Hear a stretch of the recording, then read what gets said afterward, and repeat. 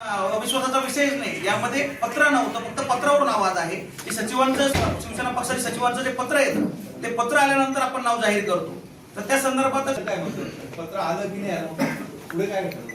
पत्र त्यावेळेस साहेब पण सभेने सांगितलं की आपण ते आदेश दिले होते व त्या आदेशाचं कम्युनिकेशन नव्हतं तुमच्या स्थानिक पदाधिकाऱ्यांमध्ये? नाही, स्थानिक पदाधिकाऱ्यांमध्ये कम्युनिकेशन होतं, पण जो काही निर्णय होता तो निर्णय पक्षप्रमुखांकडून जो पाहिजे होता पक्षप्रमुख त्यावेळेस. पण मग स्थानिकांनी तुम्हाला कळवलं असेल, स्थानिकांची तुम्ही त्या मेसेजमध्ये जे काही खतखत सर्व शिवसैनिकांची होती मी व्यक्त केली आहे, पण पक्षप्रमुखांनी मला जो काही आदेश दिला आहे त्यानंतर आता कुठली खतखत किंवा कुठला कोणाचा वाद आमचा राहिलेला नाही. नवीन मग काय जबाबदारी मिळणार, काय पद मिळणार, काही त्या संदर्भात सर्व नगरसेवकांची मी काही पक्षप्रमुखांकडे मागणी केली होती की सर्व नगरसेवकांना आपल्याशी हितगुज करायचं आहे. जे काही नवीन पण नगरसेवक निवडून आले त्या सगळ्यांना आपण बोलवलं पाहिजे. तर त्या संदर्भात उद्या नंदनवन येते 10 तारखेला सायंकाळी 7 वाजता मुंबईमध्ये नंदनवन बंगल्यामध्ये बैठक आयोजित केली व त्या बैठकीमध्ये स्वतः शिंदे साहेब प्रत्येक नगरसेवकाशी संवाद साधणार आहे. तुम्ही कोण नाव होते? हो, स्वतः मी पण मला पण बोलवलंय. मी पण घटनेत त्यांनी परस्पर विलास शिंदेचं नाव वर पाठवलं असं तुम्हाला वाटतं? पक्षप्रमुखांनी जो काही निर्णय आम्हाला दिला आहे तो स्थिरसावध्य आहे. त्यांनी सांगितलं की एकदा नेमणूक मी केली तो निर्णय मी मान्य केला. तुमची नाराजी तुम्ही दिली समजेल. हो, नाराजी आता शिंदे साहेबांनी स्वतः मला फोन करून माझ्या कुटुंबाशी माझ्या सगळ्यांनी संवाद साधलाय. पक्षप्रमुख स्वतः फोन करून निर्णय सांगताय तर निश्चित मला न्याय मिळेल अशी मला गॅरंटी आहे. पक्षांतर्गत ही धुसफूस जी आहे ती सातत्याला पुढे बघायला मिळेल का? ती पक्षामध्ये कुठली धुसफूस यापुढे राहणार नाही. त्यासाठीच माननीय शिंदे साहेबांनी उद्या जी काही बैठक आयोजित केली आहे त्यामध्ये जे काही निर्णय सगळ्यांना सांगतील तो सगळ्यांना स्थिरसावध्य आहे. याआधी पण असे बरेच प्रकार झालेले होते आणि एक वेळा तुम्ही वाढीसाठी निश्चित सर्व आम्ही प्रयत्न करत आहोत.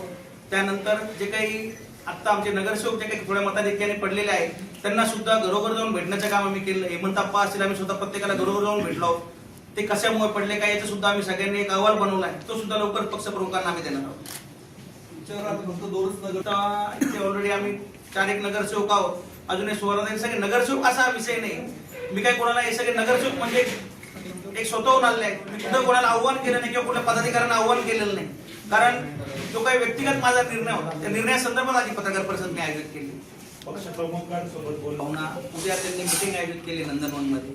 निश्चित सर्व नगरसेवक असेल, स्वतः मी असेल, ज्या काही आमच्या भावना आहेत त्या भावना पोहोचवण्याचं काम आम्ही शिंदे साहेबांपर्यंत उद्या करणार आहोत व निश्चित पक्षप्रमुख त्यातून निर्णय घेऊन चांगला असा मार्ग काढून सगळ्यांमध्ये सुसंवाद जो आहे तो तयार करतील अशी आम्हाला गवय.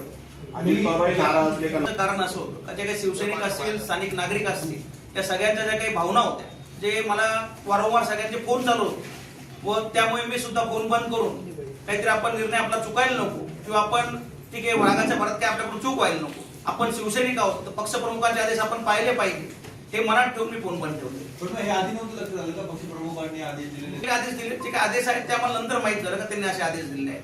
कारण आतापर्यंतची पद्धत अशी आहे की गटप्रमुख ते वरती नावं पाठवतात, ते नावं पाठवल्यानंतर त्यावर निर्णय वरतून पक्षप्रमुख घेतात व शिवसेना पक्षाचे सचिव आहेत त्यांचं लेखी पत्र हे गटनेत्यांना प्राप्त होतं, त्यानंतरच तो निर्णय होतो. काय निर्णय आहे हा निश्चित आम्हाला वरतून आदेश आलेले आहेत किंवा त्याचं पत्र त्यावेळेस आलेलं नव्हतं, कारण त्यावेळेस वेळ कमी होता, प्रचार सभांमध्ये साहेब पण बिझी होते, त्यामुळे वरतून पत्र न आल्यामुळे हा सगळा गोंधळ होता.